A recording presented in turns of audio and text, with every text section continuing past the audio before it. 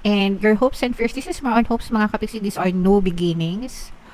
Pagdating sa pera, sa kaperahan, so trabaho, negosyo, salapi, investment, pero maaaring may dumating pa na mga bagong opportunities sa inyo. Again guys, no, lalo na doon sa mga naghahanap ng opportunities abroad, malakas yung tawag ng energy sa inyo. Although kahit hindi naman kayo mag-abroad guys, okay lang. Yung iba global, parang you're going global, let's say.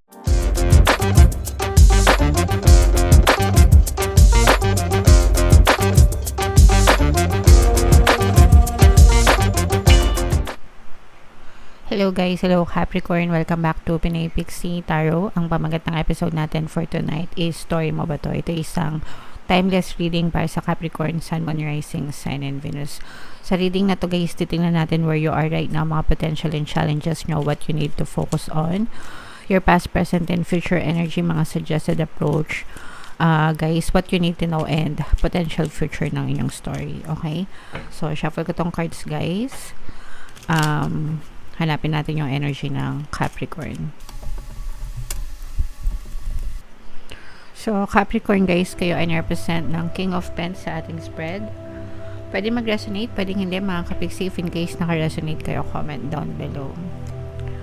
So, where you are right now, wow, this is good luck, good fortune, swerte mga kapiksi.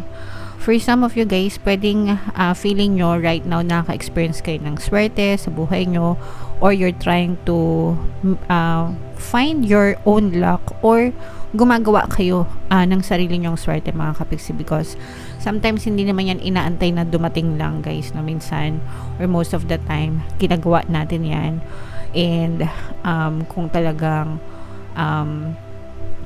nakafocus ka, no, yung attention mo dun sa mga dreams mo, dun sa mga desires mo, feeling mo talaga, and kapag nag-manifest na siya, feeling mo suswertehin ka talaga, okay? Pero right now, nandun ka sa stage na talagang ginagawa mo ang lahat para maging maswerte sa buhay mo. Luck is a state of mind, mga kapiksi, no? The same way as bad luck, good luck, no? Depende kung ano yung focus ng attention nyo guys. So kung gusto nyo talaga na swerte, pag-unlad, pag-asenso, make sure na yung thoughts nyo is palaging nakafocus sa good luck, mga kapiksi. Wag nyong sasabihin na malas kayo. At saka dito guys, parang nakakaramdam din ako na right now, parang umiikot na yung buhay nyo. Kung dati nasa baba kayo, ngayon umiikot na, papunta na kayo sa taas. Parang gano'n, di ba? Parang gulong. Kaya sabi nila, gulong ng palad, di ba? So, minsan nasa taas, minsan nasa baba. Pero ngayon, parang umiikot na kayo, mga kapiksi, papunta sa taas. Mga potential and challenges, this is more on challenge. This is more on potential, mga kapiksi, no? Kasi for some of you, ibig sabihin nito baby steps, mga kapiksi. Ito yung magiging susi para ikaw ay tuluyang swertehin sa buhay mo.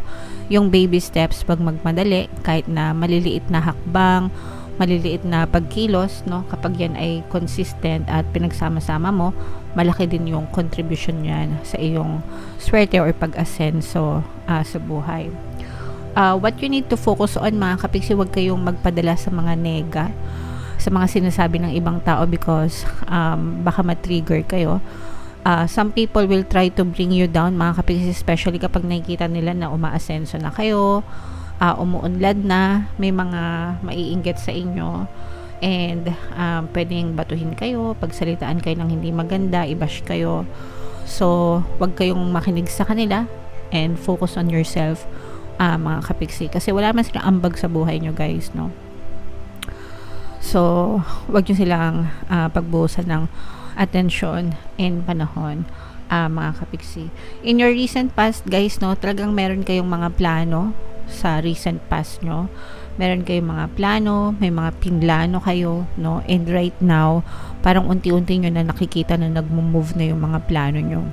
So again, you have to stay focused, mga kapiksi. Baby steps, kahit gaano kaliit or kalaki ng inyong pagkilos, as long as consistent kayo, magdadala talaga yan sa inyo ng magandang resulta, guys, okay? And your greatest strength, mga kapiksi, this is a fire sign energy. Aries, Leo, Sagittarius. For some of you, pwedeng may fire element kayo sa natal chart nyo. Pwedeng merong tumulong na fire sign sa inyo. But this is more on you being passionate dun sa mga plano mo sa buhay. Ibig sabihin talagang buo yung loob mo, dedication, paninindigan, no? Dun sa gusto mong ma-achieve. And kapag ka talagang desidido ka, kikilos ka, gagawin mo ang lahat para masunod lang kapiksi yung iyong hangarin sa buhay. Okay? And in the near future, ito may movement, no? Makikita mo talaga yung patuloy na movement in the near future. Again guys, kapag ka ikaw ay consistent, no? Kapag ikaw ay consistent sa baby steps na ginagawa mo, magkakaroon ng movement, paggalaw, pag-andar sa iyong buhay. For some of you guys, pwedeng makalipad kayo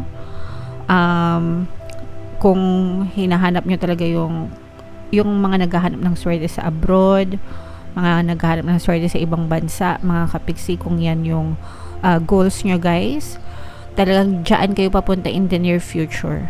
Okay? And maaaring nandun din yung swerte nyo guys sa ibang bansa, no? So, ipagpatuloy nyo lang yan, mga kapiksi, continue on exploring hanggang sa makita nyo talaga. Para kayong guys, may treasure map, tapos treasure hunting kayo. Parang ganun yung peg ng energy ng reading nyo.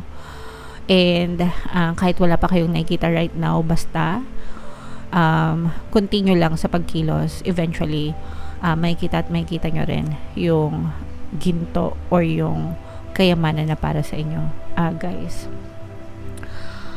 Suggested approach mga kapiksi is patuloy na magpakumbaba regardless kahit na ano pa yung iyong na-achieve sa buhay, mga kapiksi, and let the universe do their work for you regarding sa iyong karma. So, ibig sabihin guys, diba, pag palagi kong sinasabi sa inyo, good intentions, good karma, bad intentions, bad karma. So, kahit ano pang stage ng buhay mo, kahit sumagana ka pa or malayo na yung narating mo, palagi pa rin magpakumbaba and palaging tumulong.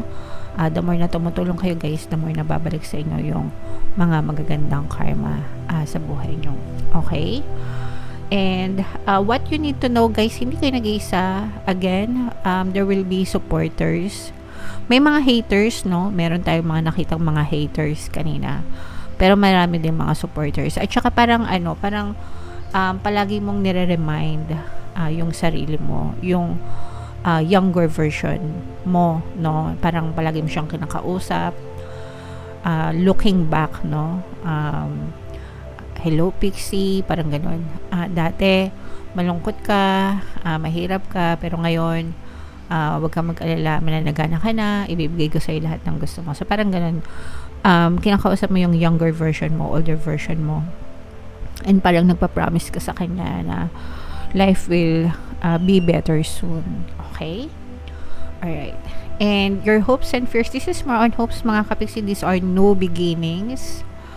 Pagdating sa pera, sa kaperahan, so trabaho, negosyo, salapi, investment, pero maaaring may dumating pa na mga bagong opportunities sa inyo. Again guys, no, lalo na doon sa mga naghahanap ng opportunities sa abroad, malakas yung tawag ng energy sa inyo. Although kahit hindi naman kayo mag-abroad guys, okay lang. Yung iba global, parang you're going global. Let's say for example, freelancer ka, tapos yung mga clients mo nasa ibang bansa, international, yan. So parang ganon, mga kapiksi. O kaya naman negosyo ka, baka nag-e-export ka ng business mo abroad. Okay, so parang ganon, nakikita natin na may kinalaman yung abroad or ibang lugar or ibang bansa sa iyong pag-asenso, mga kapiksi. Okay? And then, yung potential future nyo, mga kapiksi, no, ito broken-hearted, no? Bakit kaya ikaw magiging broken-hearted? Mga kapiksi, merong sa inyo, no, may gagawa ng hindi maganda, parang may magtatraidor, may maiinggit, mga kapiksi. Kanina ko pa to nakikitang naiinggit na to guys, no? So merong ibang tao na tawag dito, ibabash kayo or hihilahin kayo pababa, mga kapiksi. And ganun din yung nakikita natin sa potential future, no? Parang hindi matatahimik itong mga tao na to na hindi ka nakikitang bumabagsak. So wag nyo silang i-provoke, mga kapiksi. Mga inggitero yan, mga malalim yung hanash, no, sa kanilang buhay. So, wag nyo silang pagbigyan. Iwasan nyo sila, wag nyo silang patulan mga kapiksi, and just be good and just focus on yourself para hindi kayo mabiktima, kasi yung iba baka gawan kayo na masama ng ibang tao dahil sa sobrang inggit nila sa inyo mga kapiksi. So in the future, dahil nga malaki yung potential mo, suswertehin ka, gaganda yung buhay mo, so pwedeng maging pintuan ng inggit ng ibang tao. So baka gawan ka nila ng masama mga kapiksi. So mag-ingat kayo and wag nyo silang i-provoke. Okay? Comment down below guys if feeling nyo naka-resonate kayo dyan. Ito guys, i-mind nyo tong swerte, movement, no? Mga new opportunity sa pera. Yan, i-mind nyo yan sa comment section. Tingnan natin yung additional na message sa inyo guys. Habang sinashuffle ko to, panoorin nyo muna yung video natin regarding sa ating paano mag-manifest ng abundance video course. Kapiksi, sawa ka na ba sa mga struggles at hirap sa buhay mo? Masipag ka ba at masikap sa buhay ngunit hindi ka pa rin umaasenso? Ilang beses ka na bang nag-attempt mag-negosyo at mag-invest pero palagi ka pa rin nalulugi? Sa pagkakataon na ito ay maaaring may subconscious beliefs ka na nagiging balakid sa iyong pag-unlad at pagyaman. Introducing, paano mag-manifest ng abundance video course. Dito ay matututunan mo ma-overcome ang mga balakid mo para tuluyan ka ng umunlad, umasenso, sumagana, maging matagumpay, successful at maswerte sa iyong kabuhayan, pera, trabaho, negosyo sa lapi at kaperahan ng bonggang-bongga. Dali, mag-send na ng email sa pinoypixitaro@gmail.com at simulan na ang iyong pagyaman ngayon. Alright, sa lahat ng gusto mag-avail ng course guys, yung promo natin ngayong November, magbibigay tayo ng 500 pesos na discount until November 30. Kaya mag-avail na kayo mga kapiksi. And meron din tayong bagong course, paano mawala ang third party at magkaroon ng harmonious na relationship para mawala yung mga kabit na mga jowa nyo guys. 20% discount until November 30, kaya mag-avail na kayo mga kapiksi. And ito yung additional message. Grabe guys, sobrang ganda. No? Unang-unang transformation, ito yung pagbabago. At saka focus intention. Sabi ko nga sa inyo guys, basta nakafocus yung intention nyo, yung attention nyo sa inyong intention, especially dito sa swerte, no? Kasi ito talaga yung strong energies nyo mga kapiksi. Ito yung focus ng energy nyo yung swerte. Basta nakafocus kayo dito guys, talaga magbabago yung takbo ng buhay nyo mga kapiksi. Okay? Kaya wag kayong magpadala sa mga negative na sinasabi ng ibang tao. Huwag kayong magpa-impluwensya. Just focus on yourself, focus on your goals, focus on your intentions. Basta mabuti palagi yung intention natin, mga kapiksi, talaga maganda rin yung balik niyan sa ating buhay. Okay? And kapag ka nag-focus kayo, kahit baby steps pa yan, mga kapiksi, basta continuous, tuloy-tuloy and nakafocus, talagang magkakaroon ng mga magagandang transformation and pagbabago sa buhay nyo mga kapiksi. Okay, so i-mind nyo na yan guys, magagandang pagbabago, big happy changes, swerte, good luck, movement, no? Mga new opportunities sa pera, yan lahat yung magaganda energy guys. So i-mind nyo yan sa comment section. Comment down below guys if feeling nyo naka-resonate kayo. Ito yung ating 2025 kapalaran. Panoorin nyo na mga kapiksi, and ito naman yung ating success stories ng paano mag-manifest ng abundance video course. Click here to subscribe, and ito yung ating mga pampaswerte subliminals. Thank you for liking, sharing, and subscribing. See you again next time. I love you all mga kapiksi. Have a nice day. Bye-bye.